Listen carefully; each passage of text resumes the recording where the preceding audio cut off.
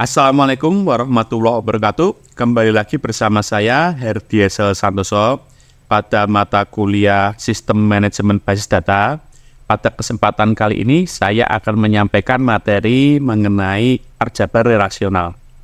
Materi aljabar relasional ini merupakan materi pengantar atau dasar nantinya ketika teman-teman untuk mempelajari tentang SQL atau query. Aljabar relasional merupakan bahasa murni atau bahasa dasar yang membentuk suatu bahasa query atau SQL.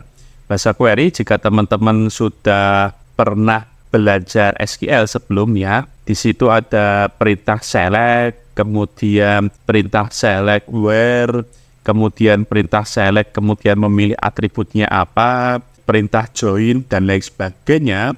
Nah, itu adalah perintah di sisi database management systemnya, jadi DBMS-nya itu, ketika kita menggunakan SQL. Tetapi aljabar relasional ini tidak terkait dengan DBMS manapun. Jadi nanti teman-teman bisa menerapkan aljabar relasional ini ketika teman-teman ingin menghasilkan query yang optimal itu. Baru ketika sudah ada konsep query-nya dalam bentuk aljabar relasional, baru nanti bisa ditransformasikan ke dalam bentuk query berdasarkan DBMS yang digunakan. Konsep dari aljabar relasional ini adalah menggunakan konsep himpunan atau matematis, seperti pada gambar berikut ini. Misalkan ketika kita belajar join antara dua tabel, sebenarnya kan kita ingin menggabungkan antara dua buah himpunan gitu kan. Nah, misalkan ketika kita mengambil semua data, semua himpunan, itu seperti pada gambar di bawah ini yang warnanya merah semua, ini berarti kita mengambil seluruh himpunan. Misalkan kita hanya mengambil himpunan yang A saja, itu berarti yang warna merahnya yang A saja ini aja, yang B-nya itu tidak. Yang diambil B saja, berarti kita ketika melakukan query berarti yang diambil adalah B-nya saja. Nah, konsep dari himpunan ini nanti adalah konsep union, intersection, kemudian pengurangan, kemudian set difference, dan lain sebagainya. Itu nanti kita akan pakai pada proses aljabar relasional ini. Kemudian bahasa yang digunakan adalah bersifat prosedural yang berisi dari kumpulan operasi terhadap relasi. Aljabar relasional ini terdiri dari beberapa perintah yang hampir sama dengan bahasa query. Sama juga ketika kita belajar himpunan. Yang pertama adalah select atau selection, dilambangkan dengan theta seperti ini. Kemudian projection, dilambangkan dengan P. Kemudian Cartesian product, itu dilambangkan dengan silang. Kemudian union, kemudian difference, kemudian rename. Ada lagi mungkin nanti intersection juga ada. Oke, kita lanjut yang pertama. Pertama adalah operasi selection. Operasi yang digunakan untuk memilih subset dari tabel-tabel pada suatu tabel. Ini seperti perintah select, dibaca sigma. Notasinya adalah sebagai berikut. Sigma, kondisi yang dipilih. Ini kondisinya yang dipilih apa, where-nya apa, kemudian nama relasinya, nama tabelnya. Nah, misalkan seperti ini tabel film, nama tabelnya, kemudian kita ingin memilih jenis film action, maka kita pilih sigma, kemudian jenis, pilih atribut jenisnya, kemudian jenisnya apa, action. Jangan lupa dikasih tanda petik 2, kemudian dari tabel film. Select, jenis film adalah action dari tabel film. Hasilnya nanti akan ditampilkan 2 record yang termasuk dari jenis film action. Kemudian yang kedua adalah projection. Operasi yang digunakan untuk memilih subset dari kolom-kolom pada suatu tabel. Dibaca P, notasinya P, daftar atribut, nama relasi. Nah, ini digunakan untuk memilih atribut apa saja yang ingin dipilih, atau field mana saja yang ingin dipilih. Misalkan ketika kita memilih judul dan jenis saja, kita gunakan projection. Kita ingin memilih kode film, jenis dan judulnya. Kode film, jenis dan judulnya. Maka tinggal P atau projection, kita ketikkan kode film. Sama ya, harus sama dengan ini nama fieldnya. Kalau ini pakai underscore, ya pakai underscore. Kalau kecil ya kecil. Kode film, jenisnya judul dari tabel film. Jangan lupa tabelnya. Hasilnya nanti akan seperti ini, ditampilkan hanya kode film, jenis dan judulnya saja. Antara tadi selection dan projection digabungkan. Nah, bisa saja ketika kita ingin memilih, misalkan jenis filmnya tadi adalah action, kemudian yang kita pilih kode film, jenis dan judulnya saja, itu juga bisa. Jadi menggabungkan antara selection dan projection. Nah, misalkan seperti ini ingin memilih yang jumlah filmnya lebih besar daripada 3. Yang kita pilih atributnya apa saja? Hanya kode film, judul, dan jumlah film. Kita ingin memilih kode film, judul, dan jumlah film dengan ketentuan jumlah filmnya lebih besar daripada 3. Maka kita letakkan dulu P atau projectionnya di depan. P, kode film, judul film, jumlah film, kemudian dalam kurung yang selection atau sigma jumlah film lebih besar daripada 3 dari tabel film. Maka yang muncul kombinasi antara selection dan projectionnya. Kode film, judul, jumlah film yang jumlah filmnya lebih besar daripada 3.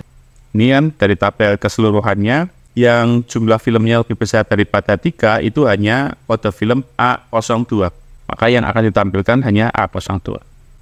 Selanjutnya kita contoh, ini ada contohnya adalah tabel pegawai, itu pegawai yang bekerja di proyek. Ada tabel pegawai, ada tabel departemen, ada tabel departemen lokasi, ada tabel proyek, ada tabel tanggungan, ada tabel bekerja pada. Ini terdapat relasinya. Ketika kita ingin memilih baris tertentu dari sebuah himpunan baris atau data atau rekod yang memenuhi kondisi dan membuang baris lain, kita bisa menggunakan sigma atau selection. Misalkan kita ingin memilih dari tabel pegawai yang bekerja pada departemen nomor 3. Pada tabel pegawai yang bekerja pada departemen nomor 3. Ini berarti kan tinggal sigma atau selection departemen nomornya 4. Departemen nomor 4 dari tabel pegawai. Ini. Atau kita ingin memilih yang bekerja pada departemen nomor 3 dan gajinya di atas 30.000. Maka kita bisa gunakan kombinasi N. Tinggal selection gaji lebih besar daripada 30.000 N departemen nomor 3 pada tabel pegawai. Nah, bagaimana jika kita memilih atribut jenis kelamin dan gaji dari tabel pegawai? Jadi ini kita hanya memilih jenis kelamin dan gajinya saja. Jenis kelamin dan gaji pada tabel pegawai. Ini kita pakai projection. Projection jenis kelamin, gaji, dan tabel pegawai. Nah, sebuah operasi bisa dituliskan dalam bentuk beberapa ekspresi pada aljabar relasional dengan mengelompokkan untuk tiap-tiap operasi dan memberi nama. Contohnya, kita ingin memilih yang bekerja pada departemen nomor 5, kemudian kita ambil nama depan, nama belakang, dan gajinya saja. Nah, selanjutnya operasi setelah selection dan projection adalah operasi union atau gabungan. Operasi yang digunakan untuk menggabungkan hasil dari beberapa query. Notasinya R union S, menghasilkan suatu tabel baru yang elemen barisnya merupakan elemen dari R dan S. Tidak ada duplikasi data. Union berarti digabungkan, berarti penggabungan rekod-rekod atau data-data dari tabel R dan S tanpa ada duplikasi data. Syaratnya jika union itu R dan S jumlah atributnya harus sama. Ya, contohnya sebagai berikut. Ini tabel R, ini tabel S. Jumlah atributnya harus sama, jumlah datanya juga harus sama. Ini ada 4, ini ada 4. Nah, kita ingin menggabungkan, kita projection A digabungkan dengan projection A. Berarti tabel R A ini, tabel R A dan SA ini digabungkan. RA digabungkan dengan SA. AA gabung A, B di sini nggak ada, gabung B, kemudian B kembar berarti karena tidak boleh ada duplikasi, nggak boleh ditulis ulang. Kemudian D ditulis ini habis, kemudian ke sini A sudah, C belum ditulis di sini, D sudah, A sudah. Ya, berarti gabungannya ini dan tidak boleh ada duplikasi. Oke, selanjutnya intersection atau irisan. Notasinya R, irisan S, menghasilkan suatu tabel baru dengan elemen barisnya merupakan elemen yang terdapat pada tabel R, dan elemen tersebut juga terdapat pada tabel S. Tidak ada duplikasi data juga. R dan S harus memiliki jumlah atribut yang sama. Atributnya harus sama, datanya tidak harus sama. Datanya tidak harus sama. Oke, kita iriskan R dan S yang diambil yang sama saja. Ini ya, yang diambil yang sama saja. A1 ada di tabel S, enggak ada. A2 ada tuliskan. B1 ada, enggak ada. B3 ada di tabel R, enggak ada. Yang ada hanya A2 saja, maka yang ditulis A2. Kalau irisan itu dicari yang sama antara dua tabel ini. Kalau tadi dicari semuanya ditulis tapi nggak boleh kembar. Ini nggak harus dicari yang sama. Kalau gabungan semuanya ditulis tapi nggak boleh kembar. Kalau yang ini dicari yang sama kalau irisan. Oke, kemudian set difference. Notasi R dikurangi S, hasil tabel yang elemen barisnya terdapat pada R tetapi tidak terdapat di S. R dan S harus memiliki jumlah atribut yang sama juga. Atributnya harus sama, datanya nggak sama, nggak masalah. Nah, sekarang kita kurangkan R dan S hanya A saja. Ini kan kita pakai projection, kita pilih A saja. A dikurangi A habis, B dikurangi nggak ada, B dikurangi B nggak ada, D dikurangi D habis, C tidak ada. Di sini hanya kalau R dikurangi S berarti kita acuannya R dari tabel R. Kalau S dikurangi R, hasilnya nanti ini C. Tapi kalau R dikurangi S, hasilnya B. Kenapa seperti itu? Karena yang di sini A dikurangi A habis, B tidak ada yang mengurangi, D dikurangi D habis. Itu ya. Nah, hasilnya nanti B tidak ada yang mengurangi, dimasukkan ke sini. Kemudian kalau S dikurangi R, ya A dikurangi A habis, C tidak ada yang mengurangi, D dikurangi D habis. Maka hasilnya nanti adalah C di sini kalau S dikurangi R. Seperti itu. Kemudian operasi cross atau Cartesian product ini seperti operasi penggabungan. Notasinya dulu R, operasi Cartesian product S. Ini menghasilkan semua kombinasi baris atau tebal dari dua buah tabel, yaitu R dan S. Jumlah atribut tidak harus sama. Nah, kalau ini jumlah atribut tidak harus sama, nanti adalah penggabungan antara R dan S. Gitu ya. Misalkan di sini, ini A, B di Cartesian product dengan CD ini. Dari tabel R, AB, data AB ini di Cartesian product dengan tabel S, CD. Maka hasilnya A ditulis A11, kemudian jumlahnya nanti itu mengikuti tabel yang sebelah kanan atau yang di Cartesian product kan. Jadi kalau ini R dan S nanti jumlahnya itu mengikuti tabel S gitu ya.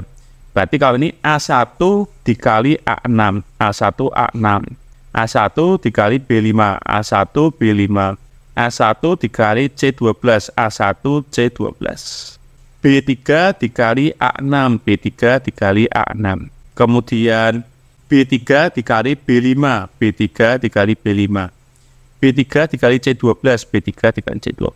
Hasilnya seperti ini. Gimana kalau S dikali R? Ya nanti S jumlahnya mengikuti R. A6 dikali A1, A6 dikali B3, A6 B5 dikali A1, B5 dikali B3, C12 dikali A1, C12 dikali B3. Jadi kalau dari R ke S jumlahnya ada berapa jadinya? Ada berapa rekod? 1, 2, 3, 4, 5, 6. Kalau S ke R jumlahnya ada berapa nanti? 1, 2, 3, 4, 5, 6 sama 6.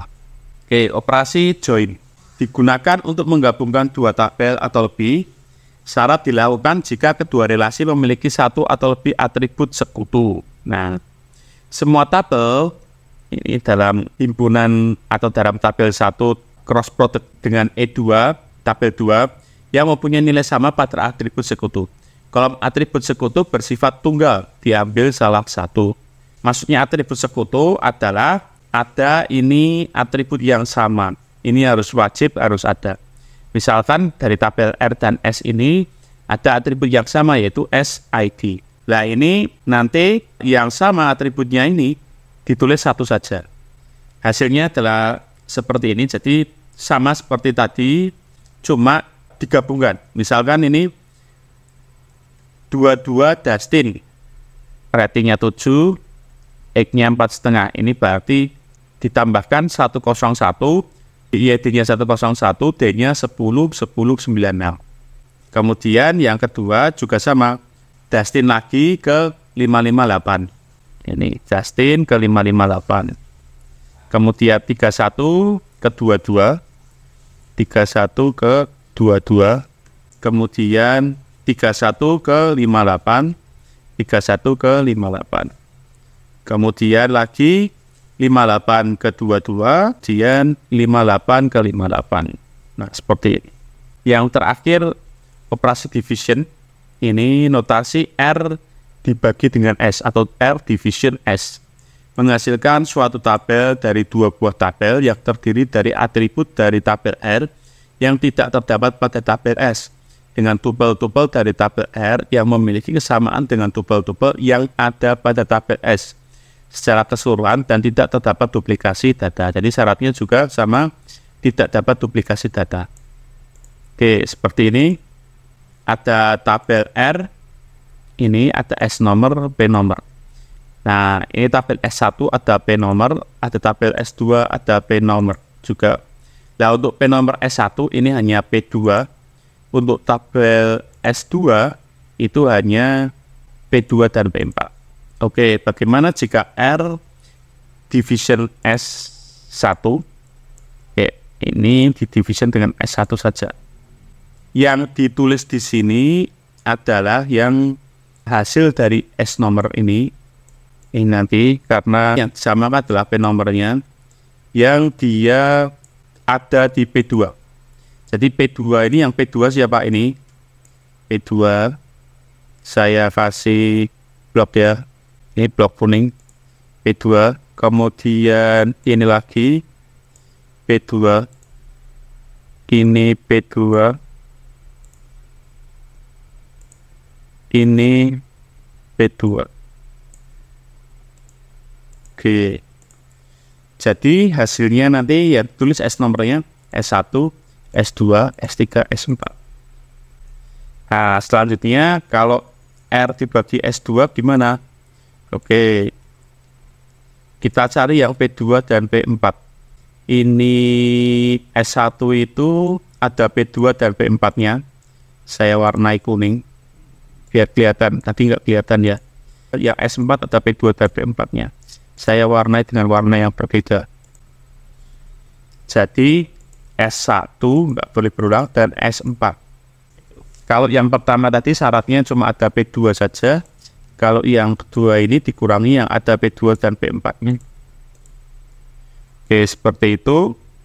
Saya akhiri. Terima kasih. Wassalamualaikum warahmatullahi wabarakatuh.